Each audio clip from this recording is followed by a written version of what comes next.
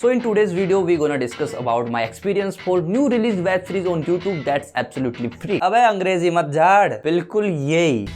हाँ, अंग्रेजी मत झाड़ के नाम से एक वेब सीरीज आई है YouTube पे, वो भी TSP के द्वारा, जो कि एब्सोल्युटली फ्री है। बट हर मुफ्त का माल चोखा निकले जरूरी थोड़ी है। तो ये वेब सीरीज के लगभग 4 से 5 एपिसोड है जो डेली रिलीज हो रहे थे, और कल ही इसका लास्ट एपिसोड रिलीज हुआ है, वो हम अब देख चुके हैं। और इस वेब सीरीज के अंदर देखो, जो इंग्लिश बोलने के लिए डर होता है एक मिडिल क्लास पर्सन का, या फिर ऐसे लोग जो कि इंग्लिश मीडियम से पढ़ के नहीं आए हैं, तो उनको आगे जाके क्या क्या प्रॉब्लम्स फेस करनी पड़ती है, वो इस प्रॉब्लम से कैसे निकल सकते हैं, उसके ऊपर थोड़ा सा डिस्कशन किया गया है। एक टर्म होती है जेनोग्लोसोफोबिया, जिसके अंदर हम अपनी मदर टंग को छोड़ के कोई भी बाहर की भाषा यानी विदेश की भाषा बोलने की कोशिश करते हैं, तो उससे पहले हमें डर लगता है, और उस डर की वजह से ना हम उसके प्रॉपर एक्सेंट को पकड़ पाते हैं और ना ही उसे जल्दी से फ्लुएंटली बोल पाते हैं। मेरी तरह तो बिल्कुल नहीं।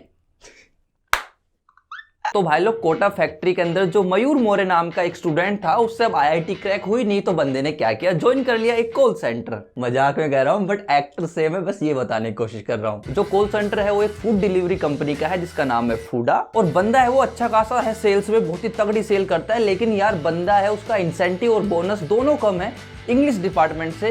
जहाँ पे उसको बोनस मिलता है 10-20 हजार रुपए, सामने वाले बंदे को मिलता है भाई साहब 90,000, 1 लाख, 1.5 लाख रुपए, जस्ट बिकॉज वो हिंदी बोलता है और ये इंग्लिश बोलता है। लेकिन भाई साहब, हमारे मयूर मोरे जी चाह के भी इंग्लिश बोल नहीं पाते, क्योंकि बचपन से उनको इंग्लिश के नाम से इतना गंदा डर लगा हुआ है कि पूछो मत। अब वेब सीरीज बनाने वाले मेकर्स के ऊपर तो कोई सवाल खड़ा ही नहीं होता, क्योंकि TSP ने इसे बनाया, और TVF और TSP दो ऐसे नाम है जिन्होंने हर इंडियन बंदे के दिल में घर कर रखा है भाई साहब, कंटेंट के दम पे। देखो, ओवरऑल ये वेब सीरीज बहुत ही प्रैक्टिकल लगी, कुछ भी इसमें एग्जेजरेट करके नहीं बताया है, कुछ भी फैंटेसी कुछ जैसा कुछ नहीं बताया है, जो रियल लाइफ में होता है वही बताया, और यही खासियत है। लेकिन एक चीज यहाँ पे बतानी बेहद जरूरी है कि इसके डायरेक्टर हैं वो राघव सुब्बू, जिन्होंने कोटा फैक्ट्री भी बनाई थी। अब जिन लोगों ने कोटा फैक्ट्री बनाई थी, वो कोटा फैक्ट्री के अंदर आप लोगों ने देखा होगा कि पूरी की पूरी वेब सीरीज है वो ब्लैक एंड व्हाइट है, जो कि इंटेंशनली वैसी बनाई गई थी ताकि कोटा के जो डार्क साइड्स है उनको दिखाया जा सके। दूसरा मतलब ये था कि भले ही टेक्नोलॉजी बहुत एडवांस हो चुकी है, लेकिन आज भी एजुकेशन सिस्टम है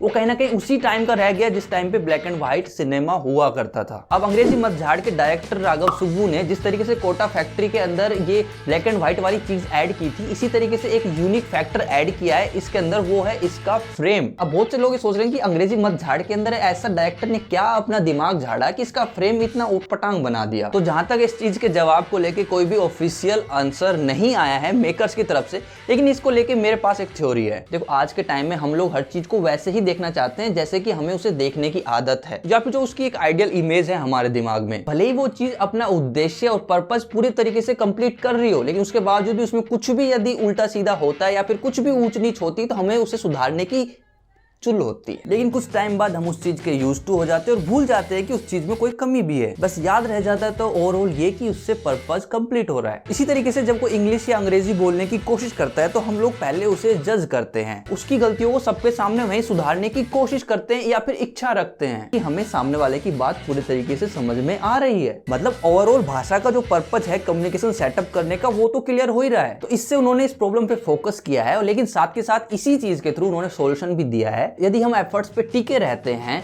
तो कुछ टाइम बाद लोग इसके यूज्ड टू हो जाते हैं, और हमारी इंग्लिश को हम खुद भी एक्सेप्ट करना शुरू कर देते हैं, और दुनिया भी करना शुरू कर देती है। तो दिमाग में इंग्लिश है वो सिर्फ एक कम्युनिकेशन का जरिया बन जाती है, और जब इंसान इसको सिर्फ एक मीडियम समझने लगता है, तो अच्छा सीखना शुरू कर देता है, और सारी प्रॉब्लम्स है वो खत्म हो जाती है। लेकिन इस वेब सीरीज का एक जो नेगेटिव पॉइंट है वो ये है कि इसके अंदर देखो एड्स बहुत ज्यादा है। अड्डा 52 को लेके एड्स हैं, नोकिया C21 मोबाइल को लेके एड्स हैं, जो कि शायद हम लोग को इरिटेट कर दे, बट ये कहना कि उनकी मजबूरी भी है कि देखो यार, यूट्यूब पे आप फ्री में इतना बड़ा प्रोडक्शन करके कुछ डाल रहे हो, तो आपको डायरेक्ट उससे इनकम हो नहीं रही है, बस एड रिवेन्यू इतना आएगा नहीं, तो कहीं ना कहीं उसका बजट निकालने के लिए उसके अंदर स्पॉन्सरशिप ले ली उन्होंने, या फिर हो सकता है इन स्पॉन्सर्स ने इस वेब सीरीज को बनवाया हो। बट ओवरऑल कंटेंट अच्छा है। यदि आपको एस्पिरेंट्स पसंद आई थी, आपको कोटा फैक्ट्री पसंद आई थी, तो आपको ये भी पसंद आएगी, लेकिन उनके लेवल का नहीं है, उनसे थोड़ा सा नीचे है। वो 20 थी तो ये 19 है। कुल मिला के मेरा ठीक एक्सपीरियंस रहा, और मैं सीजन 2 के लिए इतना ज्यादा एक्साइटेड नहीं हूँ, बट हाँ, मुझे इंतजार है। यदि मैं रेटिंग्स में बयां करना चाहूँ तो मैं रेटिंग्स दूंगा 3.5 आउट ऑफ 5। वीडियो में मजे आए तो हमें भी मजे, तो हमारी बात से एग्री करते हो तो भाई साहब एक थम्स अप का कमेंट तो जरूर बनता है। यदि किसी कोई डिमांड है कोई रिव्यू के लिए, तो कमेंट कर सकता है।